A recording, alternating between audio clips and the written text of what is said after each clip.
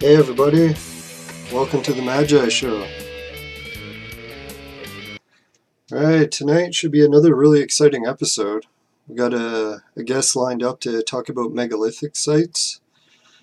And I was hoping to share a little bit of my research with him too. We'll see if we have time. He also wants to talk about the Ubuntu project by Michael Tellinger. And what else was there? Oh yeah, he also is a collector of silver, so I guess before I start the show, I'll just make sure I got everything ready. Looks like my city's all intact. Got my volume ready. Oh yeah, almost forgot. Got to make sure I got my jug of juice. Yeah, it's looking invisible again today. Guess it's because of the orange punch I got in there. Which is kind of funny because my green screen isn't orange yet. Still my juice disappears, but maybe that's just part of the magic of the show, right? Right, so yeah, I guess that's about everything. Oh yeah, I should read the guest introduction before I give him a call. Let's see where I got that. Yeah, I think I went over most of it already. Yeah, Jeff Greig is a megalithic researcher and silver collector. And on the Magi Show tonight, we'll be talking about his trip to Mount St. Hilary and some possible megalithic sites there, and we're going to discuss the possibility that they were used for human habitation. So, okay, I've been really looking forward to this show, and I was getting slides ready right up until the last minute before we started, so I'm a little bit out of breath, but we'll see if I can give Jeff a call here and get a hold of him on Skype. Alright, let's see here. Let's call Jeff. Yeah, we're going to try doing video for the show tonight too, so wish us luck. Hopefully that goes well. So far it's worked out for every call except for one, so... Alright, something went wrong with the first try. I'll try it again. I think maybe it was because I had it open already. Sometimes you got to reset it once for it to get the call to work. There we go.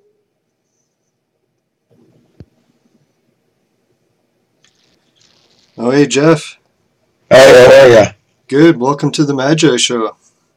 It's a pleasure to be here, man. Thank you very much for wanting to talk to me.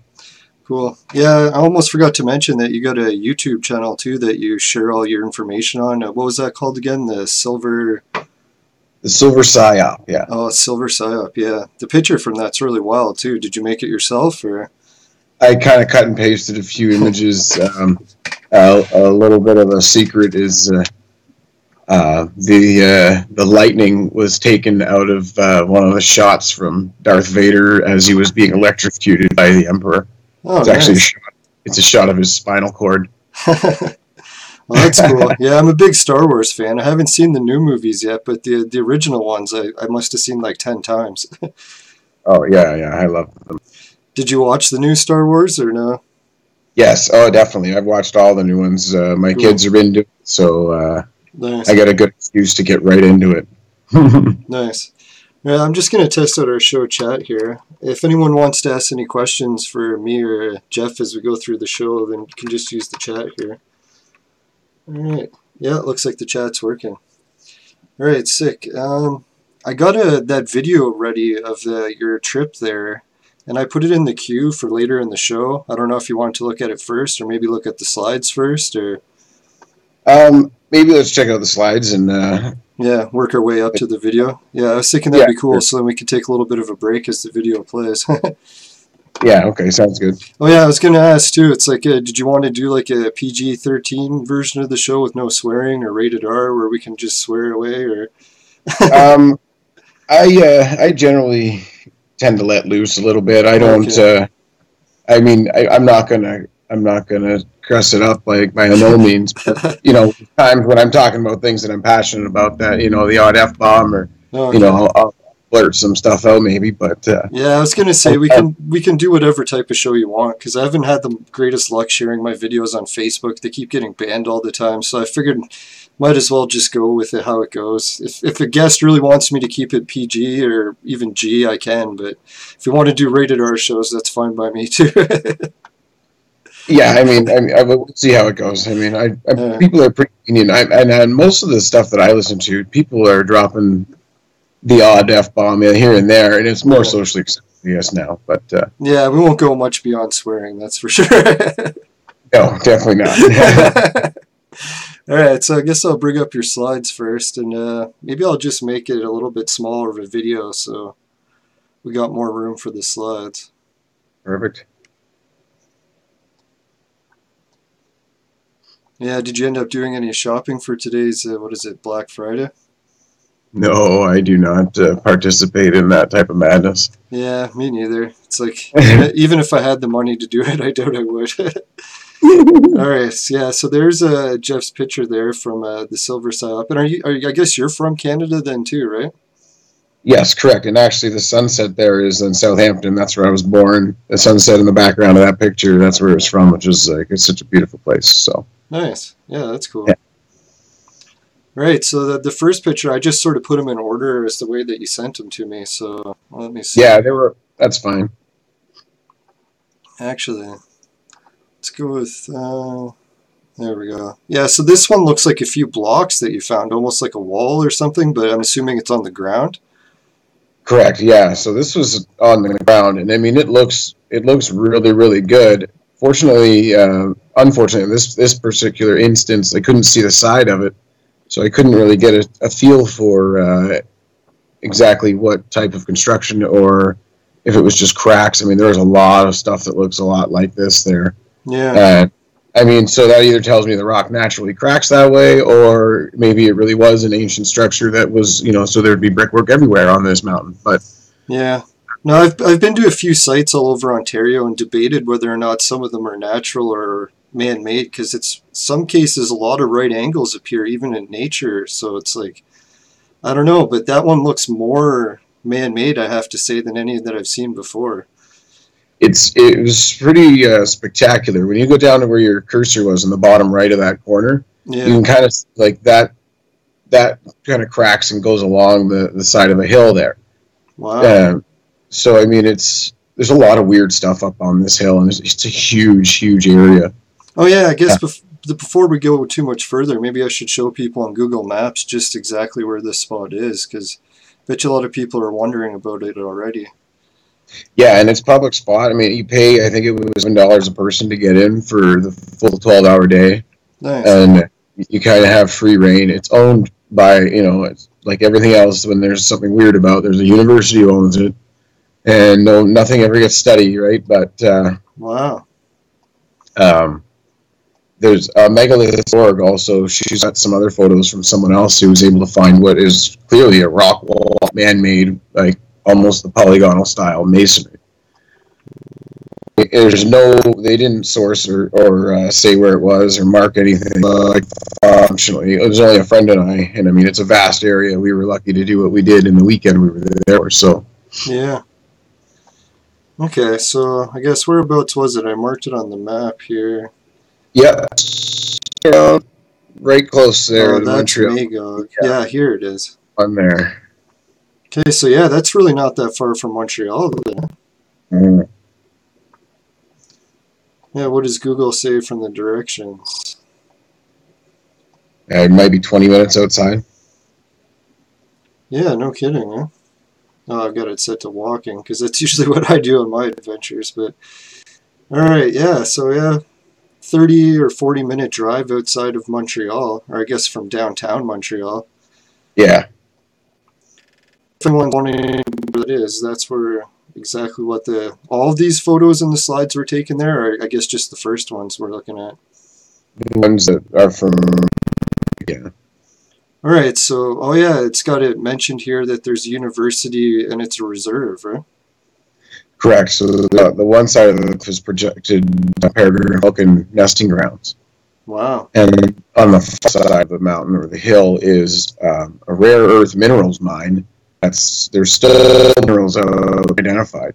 Okay, so this would be the mine there. That's the mine right there. It's a huge quarry that's just digging into the side of this thing, and it's just loaded with, like the video I have on mine is, I have all these different pictures of crazy little minerals that Like it's currently unidentified. That's how it's listed in their huge scientific listing. Like, jeez, man, and a that's lot of incredible.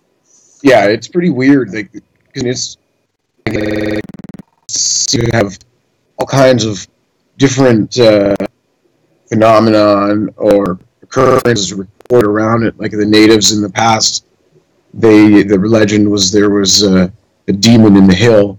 Holy. Yes, you probably Yeah. wouldn't want to be camping up there alone, sort of thing. Well, yeah, I mean, it might get pretty weird sometimes, so you never know. And On the top of it too, or? yes, it maintains its own water table. That lake itself is, I think, 300 or 400 feet above sea level. No kidding, eh? It reminds me of, what is that one called? Lake Titicaca in South America, how they have like a saltwater lake on top of a mountain. On top of, yeah, it's 13,000 feet up or 10,000 feet up, something like that. Yeah. Yeah, it's odd. The is odd. The nature's unique, and even the growth, like, it's some seriously old growth forest in there, and it is really wild. No kidding. Alright, so, yeah, just let me close a few windows here. It looks like my stream health is going a little bit low. Mm-hmm. Yeah, that's about all I can close. Maybe I won't keep this this picture Google open too long. I guess any other questions? I guess whereabouts were these formations on the mountain? Were they near the edges or in the center? Or? Well, basically most of the ones that I was able to find and got pictures of was along what was marked as the Red Trail. It's a 3.2 kilometer mark along the Red Trail. So if you would move your cursor to about from 1 o'clock from where it is, about an inch, yeah, like straight up above the lake, basically between the quarry and that little hill. Okay.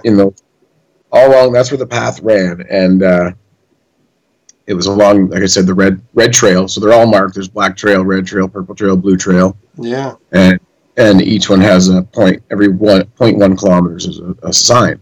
So it was at 3.2 red trail.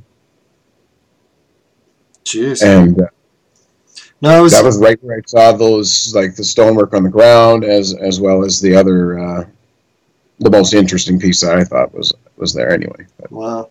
Now, I really got a DJI Mavic Pro drone that I've been using to film different sites, and man, it would be awesome to bring it to this place. It looks like there's a lot of nice places to fly it. Huh?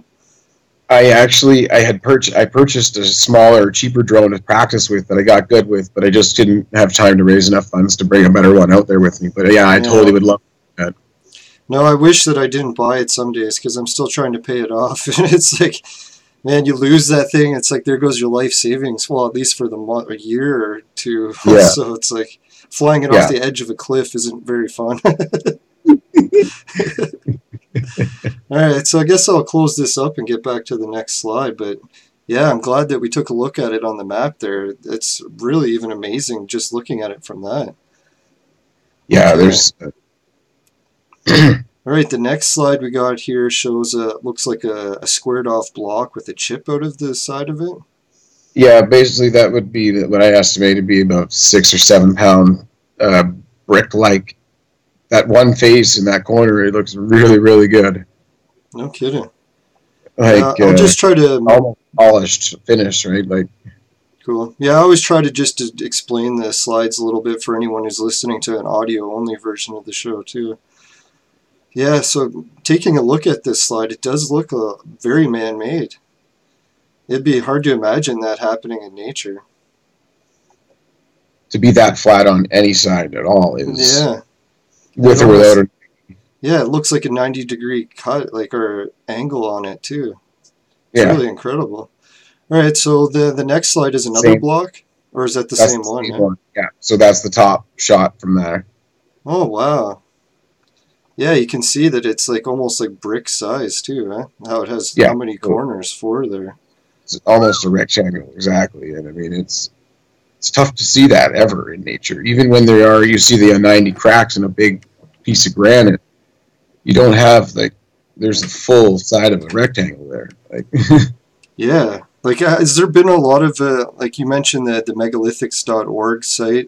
I've just recently started getting into those because I met a friend who came all the way from Bulgaria who's really into that website, and she was saying that there was a lot of good information on it, so I'm going to start getting into it more. But have people on that website talked about this, or I guess you're one of the only ones, or?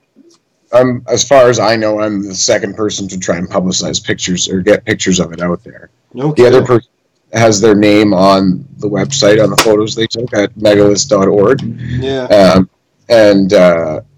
I mean, the pictures they got were just like this almost, and some of them are better. Like some of the ones on the ground, it looks like polygonal masonry, and as well the one wall that I was unable to find.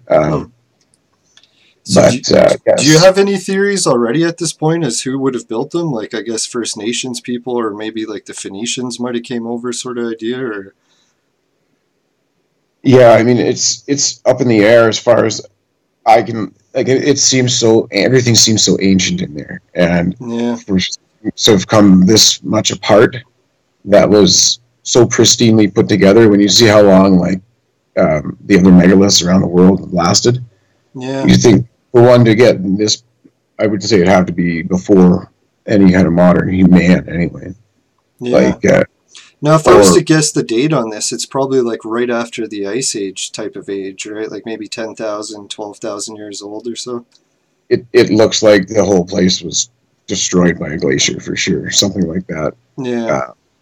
Now, because when I was looking at sites up north, I guess I'll get onto it later on the show if we have time for my material, but yeah, it's like all the ancient sites we find up there look like the glacier did incredible damage and would have destroyed everything. So you could almost just assume that it would have had to have been after the glacier, because it wouldn't have survived if it tried to make it through that time period, sort of deal.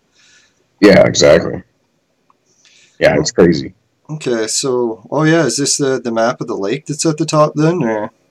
Yeah, so that I think one of those trails is the red trail. I think the one that. Oh.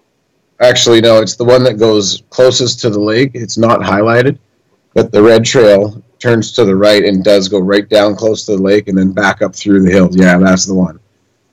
Nice. So there's actually, you don't have to go trekking just through the woods. There's some decent trails to get there. It's some of the roughest trails I've ever been on. Oh, really? Yeah, so I mean, once you get up high, I mean, it's 500 meters to the top. So I mean, it's a decent little hike for a couple hours, anyways. Yeah, that reminds me of the same height of the place that I like to visit up north too. Definitely out of breath by the time you get to the top. Oh yeah, I could have used another shirt, that's for sure. All right, so wow, yeah, I'm glad we got the pictures of these slides to show the trails. Oh, and then they've got the parking lot there, and there's the road. Yeah, so I put together a bunch of these things. I initially had set up a small group to go do this, and we were going to bring in metal detectors and all that to see if we could check for the same style of building, if there's a piece of metal holding the rocks together or whatever. Yeah. That type of stuff, burns and all this, right? But unfortunately, funding was very short and people couldn't make it. So yeah, I got 2 of us out there, so we still did pretty good, I think. Yeah, that happens with most of my trips. It's like it's so expensive to get like 8 hours north of Toronto, and by the time you do it, it's like it's usually 1 or 2 people if you're lucky. But I've got a metal detector too, so if you ever need an extra person to come with one of those, I'll definitely volunteer mine. Oh, nice. Yeah, actually, we got to get up there. I have a friend who lives in Englehart who says we could camp in his front lawn whenever we need to. It's just south of Kirkland Lake, right? So. Oh, nice. Yeah. Yeah, definitely getting up there. Yeah, hopefully we'll have a little bit of time at the end of the show to cover a bit of my material, and I'll tell you what I've been researching up there. All right, so here's an overall map at the top, eh? Yeah, so that was just the way we just studied the topography. So any of the areas we were planning on going off the trail, we kind of had an idea of what was on the other side of the hill. So yeah, I guess if anyone hasn't looked at one of these types of maps before, when they have the circular patterns, it's usually when the elevation starts increasing, right? Yeah. Yeah, the tighter they are together, the steeper the incline or decline is. Wow. So it varies at the top, then. Oh yeah, it's full of like ravines, and that must be the way it sustains its lake. I mean, because it's just it's like a wild, almost like a tropical coniferous forest. You know what I mean? Like you get out west sometimes. Wow. Yeah, these slides are incredible. Oh, there's the scale, if anyone's wondering what the scale is. 1 centimeter is 200 meters. Yeah, that's something else. We did about between 20 and 22 kilometers of walking. Holy, with gear and stuff too?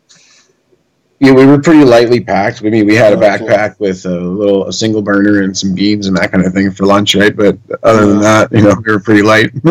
No, my last trip, when I was up north climbing the mountain, I did 35 kilometers with my backpack and all my drone, and then climbed the mountain.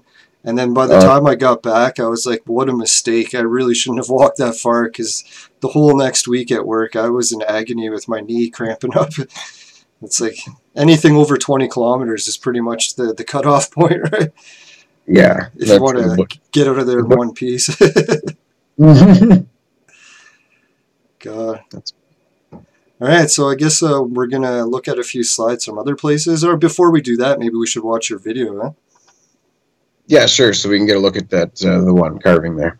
Okay, and when I played this video, we can still hear us talking. So if you want to talk during your video or let yourself talk during the video, it's fine either way. Okay, perfect, yeah. I might. All right, so I'll just start the video. And all right, folks, we'll be right back after this video. I guess we might even talk through it. We'll see how it goes. I haven't actually watched the whole thing. I just copied it and watched about 10 or 20 seconds, so I wanted to save it for the show. All right, nice. All right, I'll start the video before I say anything more.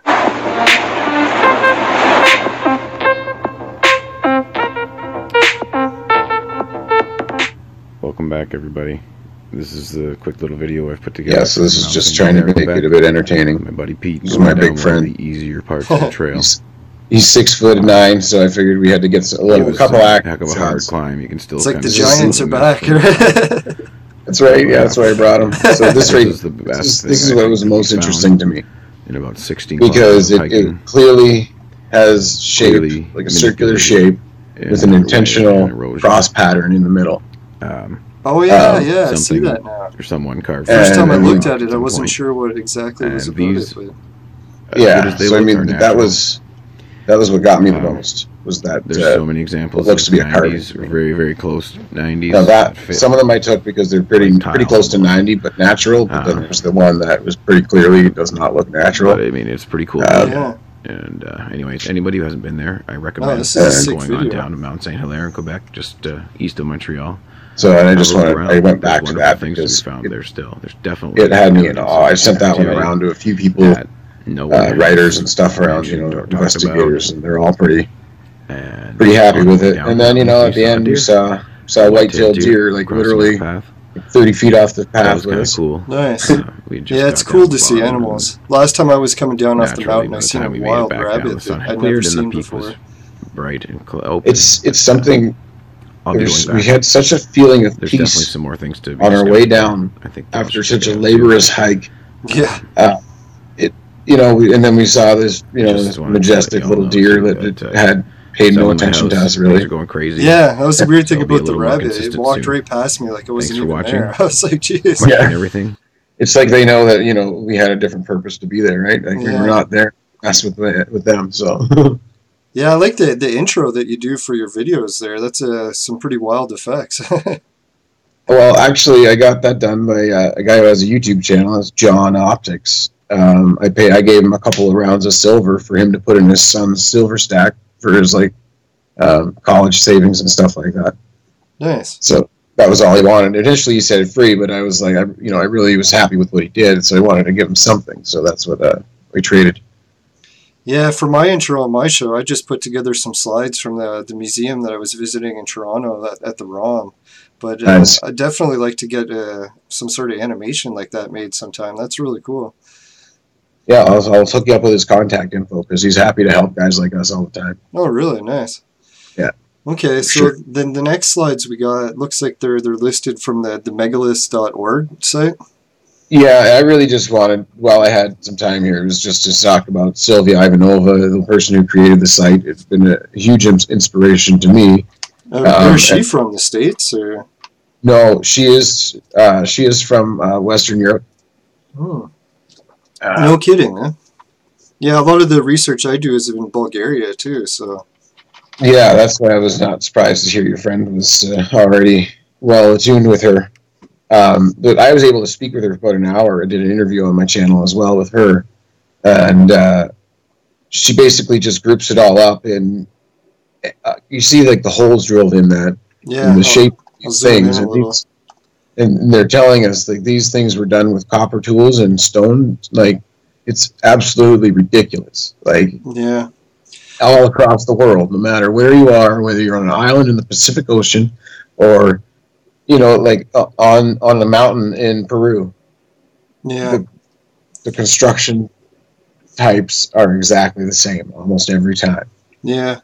No, I was watching a couple videos about some different theories about how the ancients would have cut rock, and it's hard to believe with the chisel type tools and stuff, but there were some other videos that were pretty wild that I think were on to a pretty good theory, is that sand actually works surprisingly well for cutting these. And I don't know, have you been to the glacial potholes before, like around Milton area and such? I have seen, yeah, from the like the toroidal currents. Yeah, it's weird how it's like it was nature was able to drill these giant holes into bedrock. And the theory with those is that sand or small rocks was able to do it as well. But it's like still, even if it was sand that was used to make these, nonetheless, it's still amazing craftsmanship. And it's like, I guess it would have been like one of those fire starting sticks that you have to roll, and then you would have put sand under it, and then it would have made a drill hole. But still incredible, like the precision and the accuracy to do it. It's like they would have definitely had to been master craftsmen, right? For sure. And that's kind of where the point that I try to make is that, you know, it's very well could be man making these things. I'm totally open with that. Yeah. I know a lot of people get into that. Well, sorry, I was just going to say a lot of people get into the theory about like aliens were involved or like space diamonds and stuff. But like really sand was really good at cutting these things in the old days too. But it doesn't take away from the fact it's still how incredible it is. No, that's right. And I mean, it's beautiful craftsmanship thousands of years later. If it's 5,000, 10,000 years old, I mean, it's amazing how it's held up compared to what we do today. Yeah.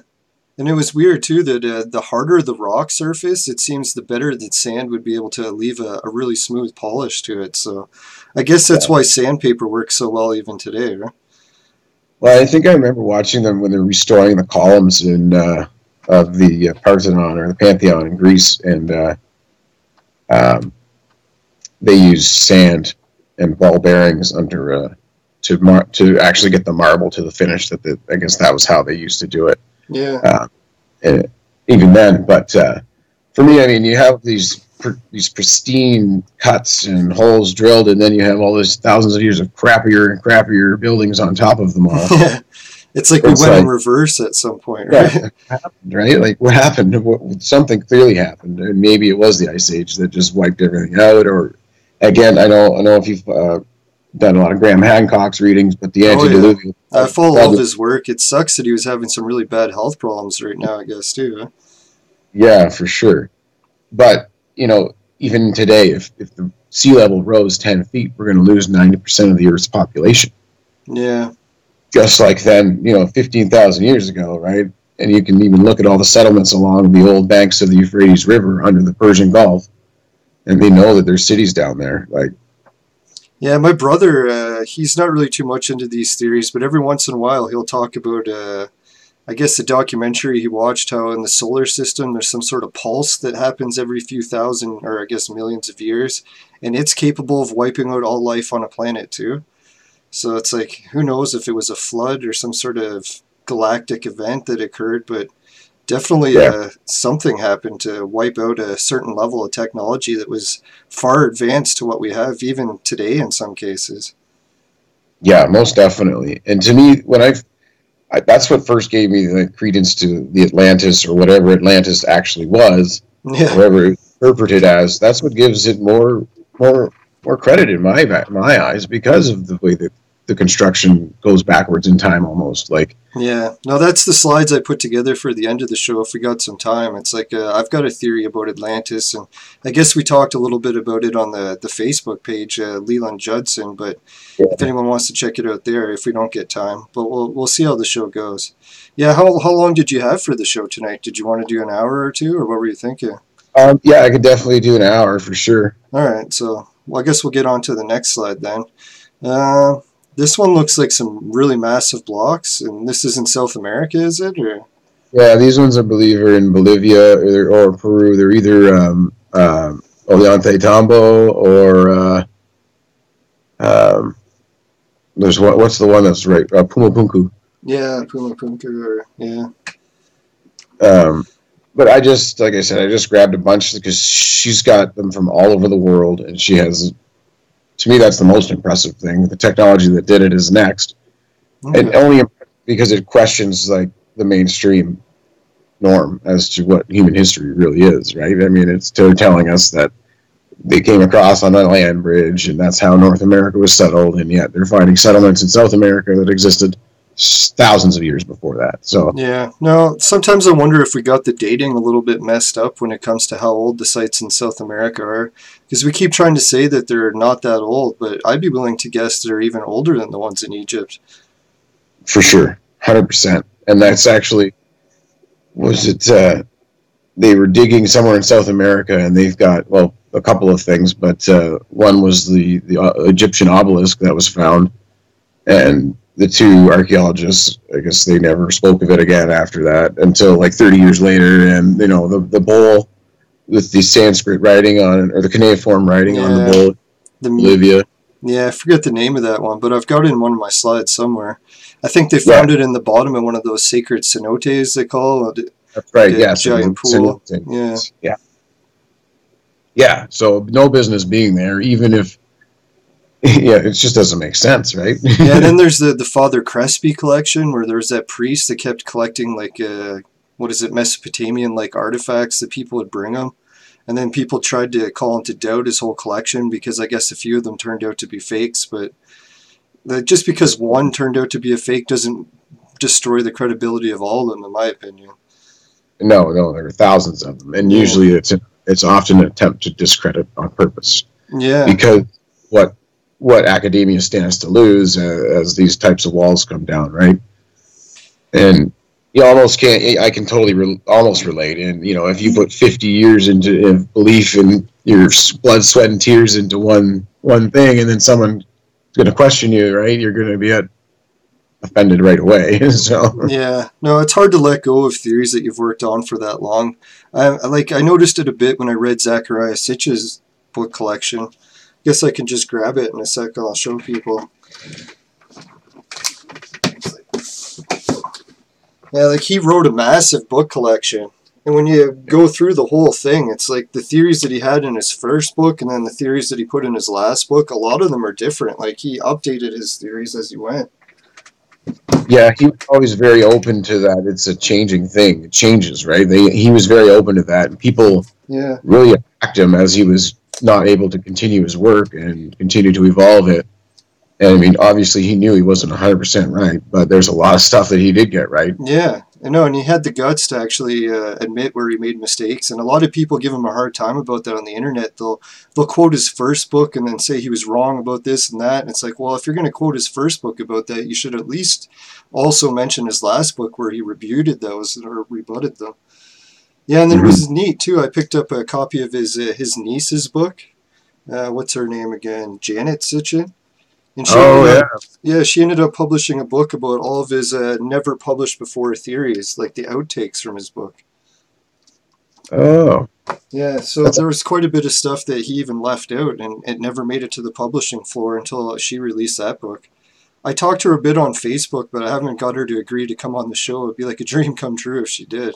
I used to listen to Sitchin on Coast to Coast all the time, and he wasn't the greatest public speaker, but I can relate to that too. It's not the easiest thing to do. But he's no George Norrie. Yeah. No. Yeah, so I guess we should take a look at the other slide we got here. Looks like some more 90-degree cuts, and geez, these blocks are like so perfect. I don't think I've ever seen them this perfect before. Yeah, there's some spectacular examples of, and maybe it's like you said, maybe it just happens to come down to the density of the stone that they were working with was able to be, how fine they were able to finish it. Yeah, that's an incredible one. Oh yeah, here's those crosses. I've seen this on Ancient Aliens, I think, even before, how they use these as an example. Right? Yeah, this is definitely a Puma Punku. Ah, Puma Punku, yeah, that's the one. Because the H blocks, I think, are with these as well. Yeah, that's the site that's so old that they don't even really have a date for how old it is, and then the blocks are scattered everywhere in such a way it almost looks like it was destroyed in some sort of epic event. Right? Yes, like a massive tidal wave. But of course, they're on top of a mountain. Yeah, it's almost like evidence for the Great Deluge. Pretty much, yeah. I mean, that's another common trait. Not only the construction, but the legends and the tales and the stories that live on in today's native people. It goes hand in hand with the fact that something similar, something in the entire world shared a lot of things in common a long, long time ago. Yeah. All right, so I just, let's see. Yeah, that one's an incredible one. Now I'm really, hopefully I can get the owner of this website to come on my show sometime. I hope she'd be up for it. She's amazing. So this one is ridiculous. This would have to have been the Giants. This is like a 300-meter cave carved into the ground, like straight down vertical shaft work. Ridiculous. Oh, that's straight down. No kidding. Yes. They didn't. I don't even think they've gotten to the bottom of that one. Is this one in South America too, or no? No, this one's in Europe. This one is. No. She's got a video of that's dedicated to this one on YouTube. She's got the New Earth channel on YouTube, so definitely the New Earth channel. Spent 3 weeks with the data she's put up there on this YouTube channel. It's phenomenal. All right, so now I finally got some new YouTube stuff that I can start watching. Your channel and her channel. You haven't watched her stuff? Yeah, she's a lot like Zachariah in that, her accent's pretty thick, but I love listening to her voice. I think she's got a beautiful voice, and she's done. She told me she did ayahuasca 206 times. Holy crap!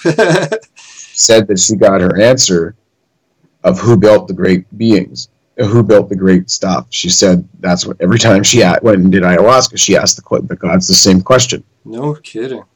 And she finally, one of the last couple times she did it, she said that she looked down and she felt like she was 20 to 30 feet tall with a massive hairy chest. And it was like the giants.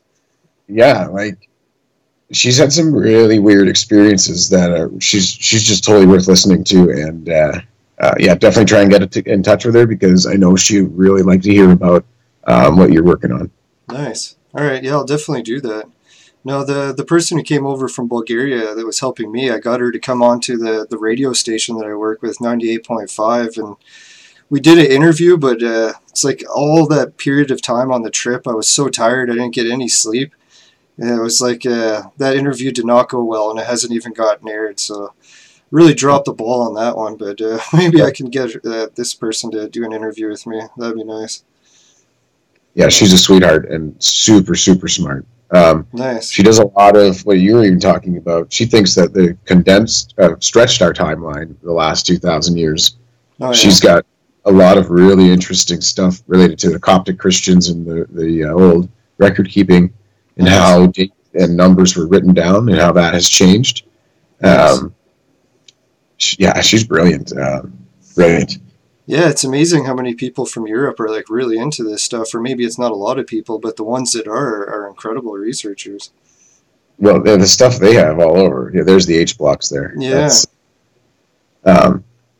In Europe, I mean, you got the old world everywhere, right? Like it's layer on layer everywhere you go there. So I mean, and it's phenomenal. If you're just willing to open your mind and look at it, you'll see different things everywhere you go. Yeah. No, I noticed a lot of the sites in ancient Europe, they tend to attribute them to the Thracians or... Yeah, or the Etruscans, yeah. Yeah, but, people I've talked to think that they're even older than those people, so... Oh, yeah. I mean, you can't tell me Baalbek. Those blocks weren't put there by normal people. Yeah. With rollers, like they said. I mean, the momentum a block like that would pick up if you put wheels on the end of it.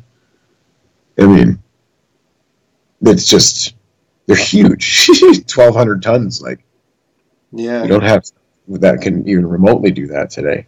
So, and then they're piling it up on top of like a 30-foot wall of 3 other of stones, right? No, it's neat. These H blocks, they almost look like giant Lego pieces or something that would fit together. Right? Yeah, I can't remember. There was a documentary once too that someone actually did a computer rendition of if you were to build a wall with them, what it would look like. Yeah. I mean, it was pretty neat. But I mean, they still don't know exactly what they were doing with these things, because they're all strewn about. Oh yeah, here looks like maybe the Machu Picchu area, or could be somewhere different. It's definitely up on the hills. I think this one is part of the Ollantay Tambo site as well. Oh, okay. Yeah, I haven't seen this one before. This one has a lot of really interesting stuff. Yeah, it's like a really modern or advanced block is piled up on top of more primitive style blocks. Huh? Yeah, I think that one was probably tried to be repositioned. Eventually, it probably slipped off of the wall beside there at one point. But no kidding. There's like the 4 massive stones are also at this site and again, this is like 13,000 feet up on the side of a mountain. Truly incredible how you could even do it on flat ground, let alone to do it on top of a mountain. Yeah, like how do you get it? How do you get it there? Yeah. Now, I guess they're trying to come up with theories, like for the Egyptian pyramids, how that it was rollers that you could do it, or maybe dragging it on milk, I've even heard, or something, or sleds. Yeah. But what was it, the guy from Coral Castle, Ed Leedskalland? It's like when his castle needed to be assembled and moved, it's like he hired a moving truck, the story goes, and he told the driver to leave. And then the driver left and I guess forgot something. And Ed had told him to come back the next day, but he forgot. So he came back like right away and he had already finished loading the truck. And he's like, how the hell did this little guy manage to move all these blocks in such a short period of time?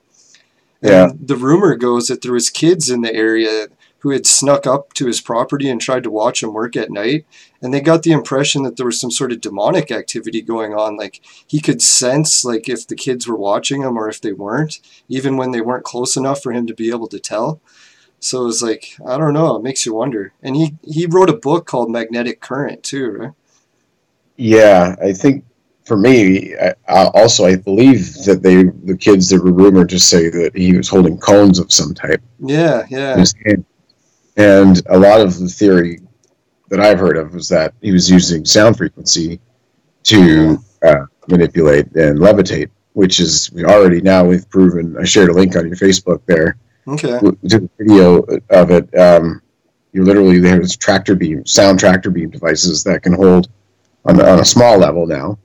But if it's, in physics, what's true at a microscopic level is true on a larger scale if you have the right energy involved. Yeah. So they have these levitating devices that use low-level sound frequencies. No kidding. So basically, it's crazy. And it's like sound could be some sort of new technology that will go beyond just stereos, but we'll be using it for other stuff, right? Exactly, man. It's they're just unlocking, like there's Sazer's sound that travels at the speed of light or faster, that can travel infinitely faster because it doesn't have mass. No kidding. Yeah. Well, one other clue that I liked that Ed gave to how he discovered to do this was he said that the secret was in a book that you could find in every library around the world. And I started wondering about that. Like, I was like, what book is the most popular book in the world? And I think it's controversial a bit, but it's the Bible that's really around the world in every library, right? Yeah. And then that would go along with the whole demonic idea that there's almost some sort of supernatural, or not aliens, but angels that could be helping with these constructions. And then there's that one temple, I believe, somewhere in Asia, where they had a rumor that this guy was ordered to build the temple, and then he got help during the angels at night, and he finished it in record time or something. So it's like maybe the angels are the ones that have this sound technology. And then there's the story from the Bible too. What is it? Jericho's horn, I believe it is, where he brought he brought it to the wall, and he was able to use sound frequencies to destroy an entire city. So it's almost like the sound in the Bible. It's like those clues seem to be merging together. Well, and even like the beginning of the Bible, and this is what I learned from Michael Tallinger, was that, let there be light, or the God said the words. Oh yeah, the word, the frequency, Is it the frequency itself? Because there's university studies now that have proven multiple times that you can create DNA in a test tube using sound frequency. Yeah. Oh yeah. Didn't Tesla do that experiment too, where we had that one little tool for tuning? I guess, what is it, a tuning fork? And he hooked it up to the girder beam of a building, and he started shaking the entire building just by flicking the thing. And the architects had to tell him to stop because he was going to take down the building just with the sound from this thing. That's right. Yeah. Yeah, it's phenomenal. So sound, I think, is definitely an untapped resource today. I think we're just starting to scrape those possibilities. Yeah. And there's the Ubuntu. Yeah. I guess, did you want to move on to that yet, or talk about any other ancient mystery stuff first? I think, basically, I started my channel just to start trying to make more people aware, because anyone who hasn't heard of these things gets their mind blown right away, and it puts them into a state of discovery and a thirst for knowledge. Just kind of, why aren't we being told more about this stuff? Why don't they actually investigate it instead of make assumptions? Yeah. And go with her pompous academia BS, right? So. Yeah. No, we just got one of our listeners typed a message in the chat. She was a little bit late for the show, but she made it after all. So I'll just type hello to her. Awesome. Yeah. So if you got any questions at all that you want to talk about ancient stuff, but I think we're probably going to move on to the Ubuntu stuff.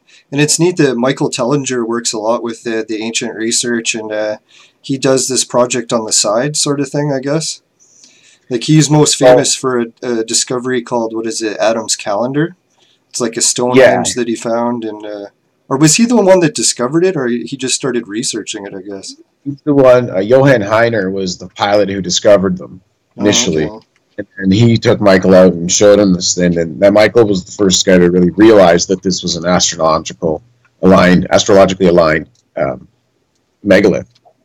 And they have Sphinx carving there. There's the head of Horus, like a giant footprint in the rock too, I think.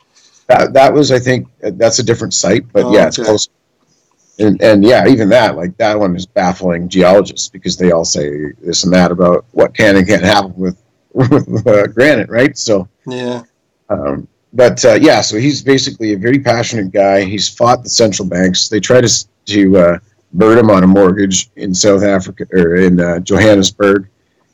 He ended up writing his way out with a promissory note. He's paying them like $7 a month for 100 years. That's what he got out of it as. No kidding. That's quite the deal. Yeah, because he was able to prove in a court of law that the basis of all the mortgages are basically illegal anyway, against the rights of the people in South Africa and every other country. It's international banking law that dictates this stuff. So anyways, I was like, wow, this guy's pretty cool. He does a lot of stuff. He used to be a pharmaceutical scientist. So he knows numbers pretty well, and so they started this one small town initiative, which basically is a good way to incorporate the Ubuntu mindset, which is an African word for basically, sharing, and, if it's not good for one, then it's not good at all type mentality. Yeah, it's neat how his logo is almost like the winged disc in a way too. Oh yeah, and he's all about symbology, I think, or symbolism, and I got another feeling of ease when I met him. I went to Toronto with my wife, and we listened to his presentation live. Oh, nice. I never even realized that he was doing speeches in Toronto too. Huh? Well, yeah, he just did a North American tour that ended in the summertime here, and we've actually got North Frontenac in Kingston is one of the first municipalities that's going to implement the one small plan, which is basically based on everybody in the town does 3 hours of community service. So, okay. And that's how you get your public works taken care of. And the first thing that they're going to do is set up free power generating station, owned by the people, operated by the people, Nice. for the people. Yeah, what I did is I did some research into that because I heard about it, and then I went to click on this link to find more about it, and I'd read it when it first got published, but it's already been taken down, so I don't know what happened with that. Huh? Well, there's just more. No, there was something it was saying that the council had decided to go ahead with it, but then no one wanted to commit funding to it, so it sort of got caught in limbo. Well, they still have the land, and there is a small developer that is the Talking Trees that builds Earthship homes, and so basically those are. I don't know if you're familiar with the Earthship being built in Arizona, which are the old tire walls. Yeah, I think I heard about it on Coast to Coast one episode, maybe. Probably, yeah. So they're really awesome, and they're roughly the same cost for square footage, but they're fully self-sufficient. And so what they're doing is they're building a community of these Earthship homes on a lot that is also going to be run within the municipality of North Frontenac and be a part of the One Small Town initiative. Yeah. No, I think his work is really admirable because like the world economy is getting really screwed up these days, and the amount of debt that's being created and put onto the people's plates to try to pay off. It's like some days I wonder if the Ubuntu model isn't the greatest, but it's like at least he's making progress where a lot of people haven't, right? It's like it almost sounds too good to be true sort of thing, but I don't know. He's making so much progress. Maybe I'm wrong and he's going to pull it off. It's like or maybe it's just planting a small seed in someone's head somewhere that really does bring the solution to us. Yeah. Because we can't keep doing the same thing. It can't be another version of communism or democracy or or feudalism or whatever they want to do. It's not going to work trying any of these things that have constantly failed, like fiat currency, massive decentralized government, right? Yeah. Or central government over these massive populations. Obviously, they can't control things, and when they getting worked up.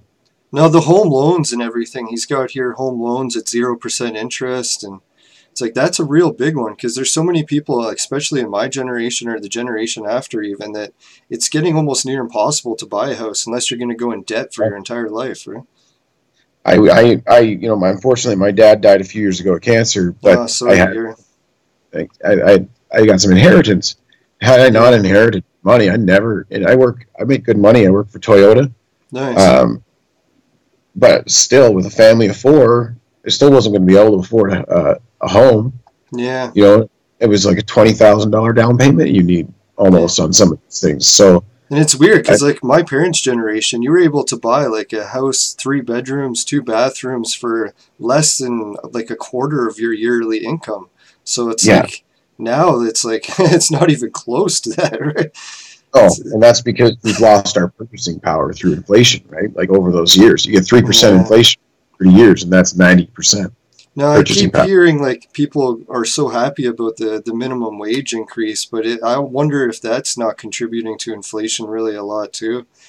It's a great idea and all to help out people that are in poverty, but in that situation, it's almost like things will just get more expensive. So poor people still won't be able to afford them.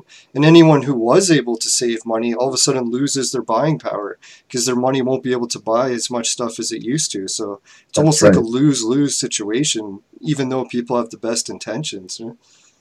Yeah, and I mean, if raising the rates of pay and equalizing that would be great if corporations weren't allowed to just divert it all back on us anyways, right? Because those poor people are now going to be paying, like you said, $7 for a bag of milk instead of $4 before the minimum. Or it's going to be a robot serving you at Walmart and McDonald's. That's the next wave in California. You see already massive. No, that happened at the McDonald's here in my city. It's like as soon as the minimum wage started going up, they replaced everyone or most of the employees with just terminals where you go and order your food there and pick it up at the counter once it's ready. So you don't even speak to anyone at a cash register, really. Yeah, and you never have a customer service issue, really. Yeah. Unless the machine breaks down.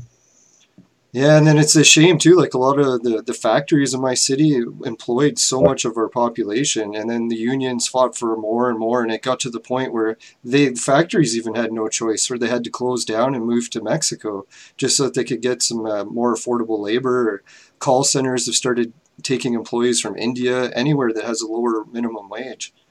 Yeah, So that's it's right. like, Yeah. it's a tough situation, but maybe Michael Tellinger he's on to something here, and he might be able to at least start a movement that's going to go in the right direction, find some sort of light at the end of the tunnel, hopefully. Right? There's some amazing light behind this movement. I was fortunate enough to meet a lot of these people, and they're such beautiful human beings that only want the best for us all. You know, like, and they know, like, contributionism was the first kind of wave of Ubuntu that Michael was touting. And yeah, basically it's just, if we all help out, then, we can all grow enough food for ourselves if we knew how to do it. Yeah. And we're willing to do the work and didn't have to work 50 hours a week. So this guy could get drunk and smash his car and go buy another one, no problem, like.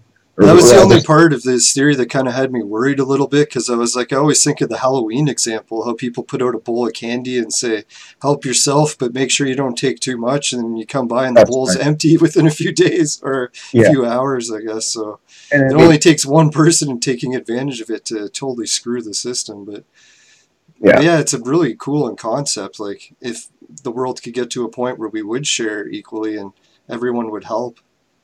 I guess by donating what they could, right? And if all you can donate is your time, then that's valuable still, right? That's for us humans, that's our most valuable resource, is our time and our skill set that we put into earning a living. That, right? Like, that's all we have, really. We aren't inheriting. We didn't grow up with a banker's bank account. We didn't those things, most of us, right? So. It's our humanity that we have that is valuable. It's the connection we have together. Yeah. Now, I wonder, too, if, like, we're going to be able to combine this, like you said, with that Earthship design, sort of like getting like an off-grid movement going, so that the government isn't fighting people, making crazy laws about how you can use your own solar panels or collecting rainwater. It's like, we got to force our government to go in the other direction and actually help the off-gridding and not fight it, right? Sure. Yeah, and I used to think too that maybe we could all give land to people and start off-gridding communities, but it's like the world is actually getting to the point where we've taken up and not maybe enough land for all the people, but the animals are definitely getting pushed back. So we almost have to find a way to do it in the city rather than give everyone land, because there's just not going to be enough land, or at least not for the animals, if we do something like that. Yeah, I mean, it's. There's no doubt that there's going to need to be a multitude of solutions for every different area, because every different population is going to require different things. They have different wants and needs and stuff like that as well, right? I mean, it's a huge task. But I mean, starting the Ubuntu thing, is started with free energy and free money made by the people, like it was, then it's a good start anyway. Now, we've got some potential too here in Canada, because we're potentially legalizing cannabis in, July 1st of 2018. Yeah. And the way they got it set up right now is like you're allowed to grow 4 plants, but can you imagine if the government started buying people's supplies that they were growing so that people could legally start growing weed and selling it to the government? It's like, as crazy as an idea as that sounds, it'd be a hell of a moneymaker and put a lot of people back to work. Man. Yeah, it's another untapped industry, right? Some people are saying it's potentially the next big boom, or bigger than the Silicon Valley boom even, right?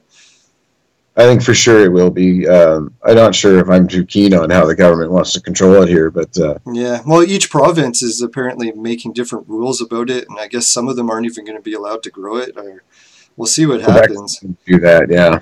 They want a stranglehold on it, that's for sure. Yeah, they came up with one rule at one point where they were saying that people were only allowed to grow 4 plants, but they could be a meter tall. And then the police is like, what are we going to do? Go with tape measures to people's houses and give them fines for plants that are like 2 inches too tall or something? It's like... Well, and some of these plants are known naturally. You're growing 15 feet tall.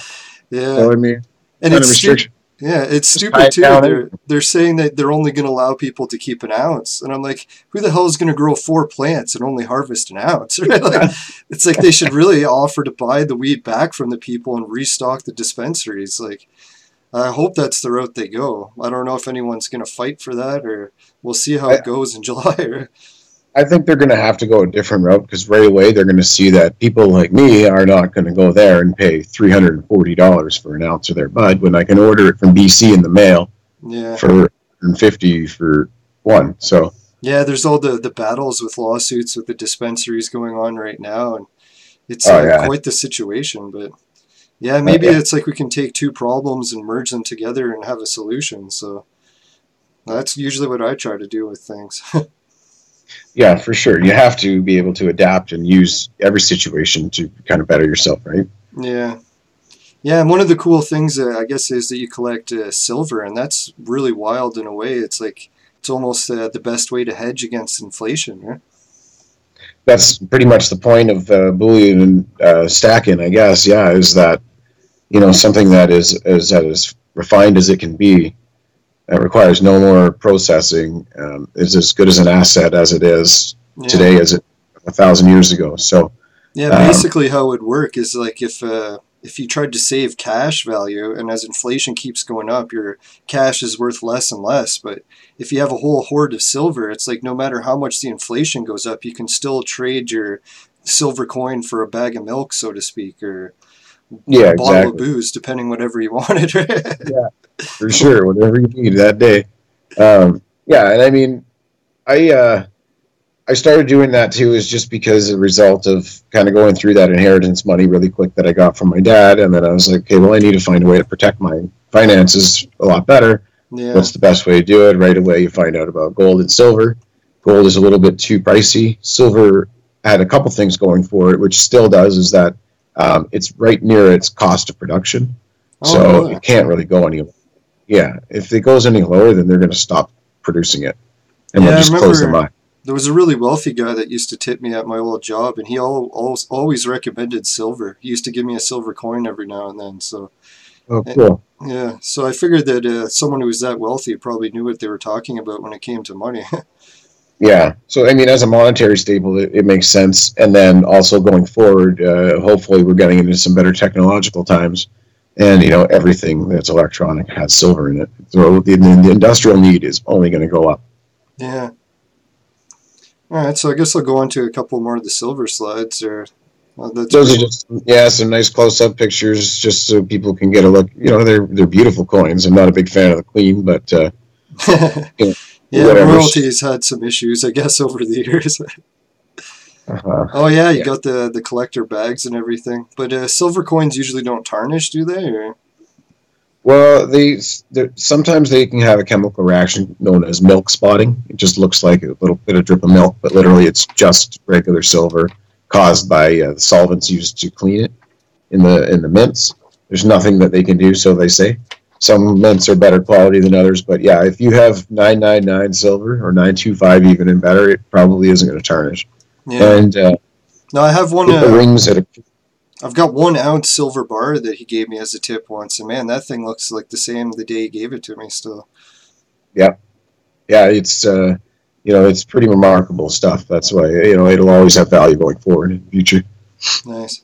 So I guess you're into the cryptocurrencies. I've heard a bit too, or another reason. Bitcoin and what is it? Ethereum is the other one. Yeah, Ethereum is another big one. Ethereum's not a cryptocurrency. It's more of why I like it. It's more of a technology. And I liken it to what BASIC was to the computer industry in the 60s, because Ethereum is a platform upon which other tokens can be ran on, and smart contracts for trading and selling things. And basically, it's a way to eliminate the banks, lawyers, the middleman of every transaction that will literally rape us dry of our savings and our wealth at every turn. So that's kind of why I like it a lot. So I've got several thousand different types of Ethereum tokens that I was able to make. Like at one point, I had $17,000 in tokens that I sold $8,000 American of, so I could put a deposit down on my house. And I put less than $1,000 in March to get to that point. Wow. No, I did a little bit of investing in weird currencies. I play a video game called the Entropia Universe, and it's like a World of Warcraft type game, except they decided to use real money to back up the currency from the game. They call it PED.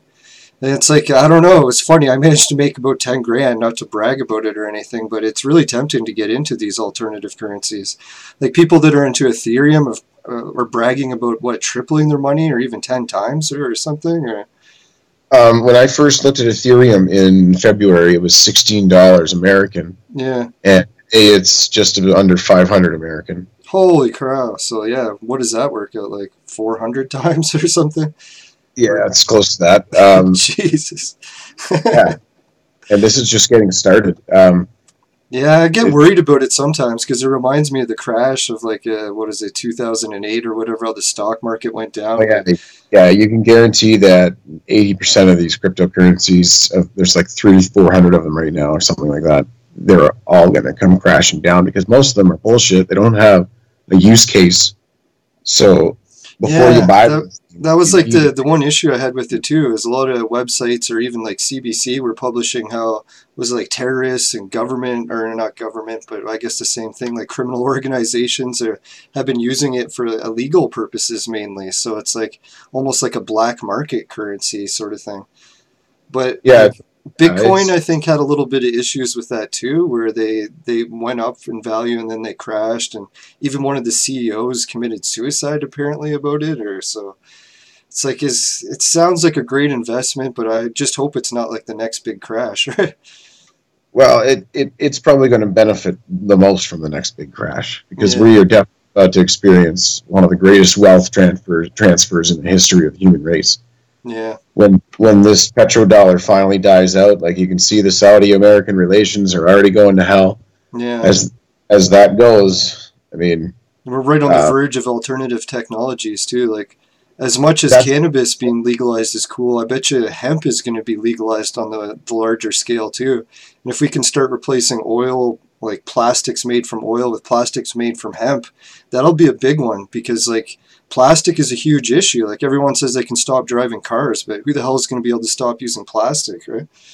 Yeah, definitely. Yeah, you can't live a modern life without those types of materials, really. So yeah, we're definitely on the cusp as a whole, and I think that also, like even the ancients, they all knew this around this time period, that the people who live today were going to experience, hopefully, the greatest thing to ever happen to humanity. Yeah. So, no, it's like we got that feeling where it's like we're in a horrible situation, but the horizon we're going over, it's like the next golden age is just around the bend. I always try to convince people, or try to encourage people that are going through like depression and stuff now because of the economics, that just hang in there. Like, we don't have that much longer to go. I really believe it's going to be our generation that's going to see it happen. Things are going to turn around. Yeah, I'm totally on board with you there, man. And I think it's people like us that we're pushing it that way too, because we've seen a lot of things that have really opened our eyes, and that you know that you can convince someone else just to spend 5 minutes looking at it. It's going to change their life. Yeah. You know, and at least to just bring back critical thought into their everyday routine, and to not accept, regurgitate, right?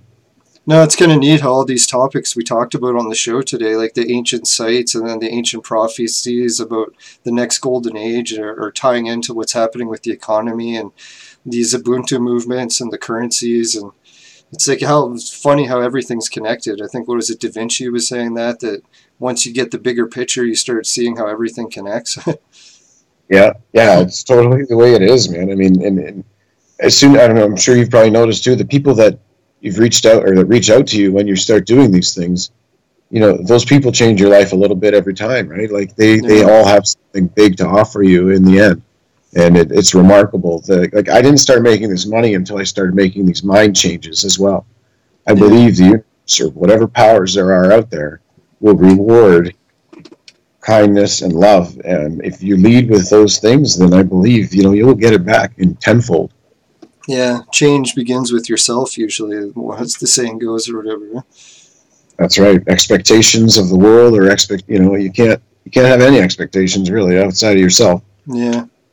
No, I was thinking we're probably getting a little bit short on time. We're over about an hour and 10 minutes. So did you want to mention anything more about products you have coming up, or maybe mention your websites? I've got all the links for your websites in the show description, but just in case you want to mention stuff before we go.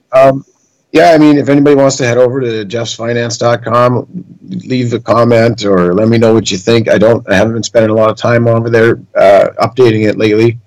Okay. But, thank you guys all so much. And thank you, man, for having me out here. I really look forward to getting a good relationship going with you and heading up north. I'd love to hit that Kirkland Lake site up. Yeah, That's for sure. like there's a new Stonehenge site up there that people have been researching, and it turned out to, when I looked at it with a drone, it was the Draco constellation that it was in the shape of. So there's like that new like astrological connection that we mentioned before.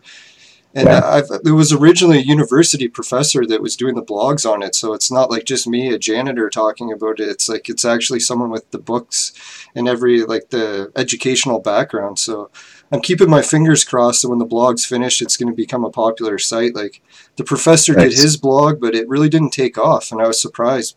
I guess maybe because they weren't sure, or he wasn't sure at that point what it was a shape of.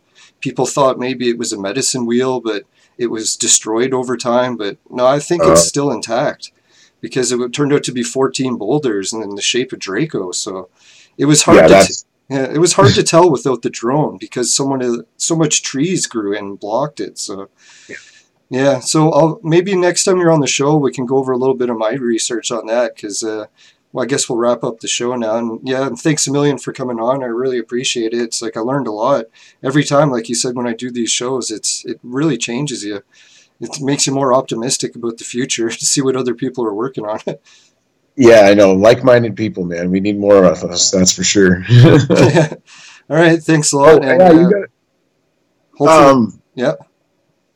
Yeah, sorry. I just want to thank you again. Thank you so much, man. Sure. It's been a pleasure, and you seem like a really good person. And I look forward to helping support whatever you're doing in the future too. I'll be there. I always try to be on my good behavior for the first time with the guests. We'll see how it goes with the next one.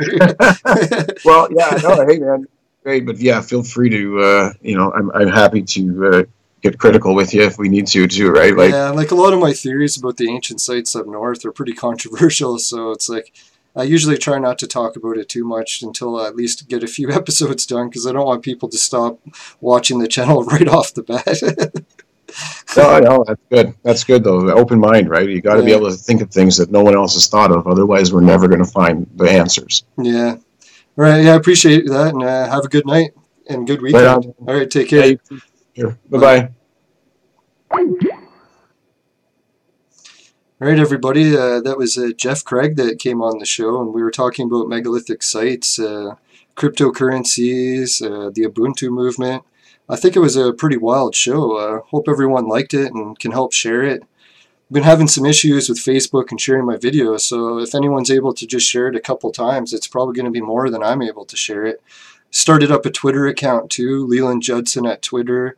My YouTube page is the same thing. Well, I guess you're watching it now, so you probably see it. But my Facebook page is also Leland Judson at Facebook. And yeah, if you want any questions in the video, I always try to keep up with it and answer it. And yeah, I guess there's nothing else that I really needed to cover before the end of the show. The next episode I got scheduled, I think, is another one on megalithic sites in Aruba.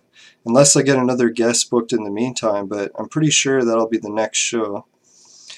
And yeah, I'm really looking forward to that one. Hopefully I'll try to cover a little bit more of my research into it, because it really ties into that. But yeah, I appreciate everyone for sharing the show so far. It's like I managed to make it up to 8,000 views for my channel overall, I think, after today.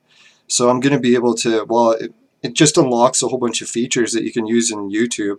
I don't think I'm going to go for the monetization feature, but it'll give me the option to add a card, and it'll update the pictures more rapidly for YouTube and Twitter when I share them. So really appreciate everyone for helping share it and get up to 8,000 views. I really never thought I was going to get that many so quick. It makes a big difference. So all right, I guess that should be just about it for the show. Yeah, and there's the music that says it's time for the end of the show. Alright, thanks everybody, and have a good night and a good weekend. See you later. The Magi Show was brought to you by the Milky Way. I fucking hate this galaxy.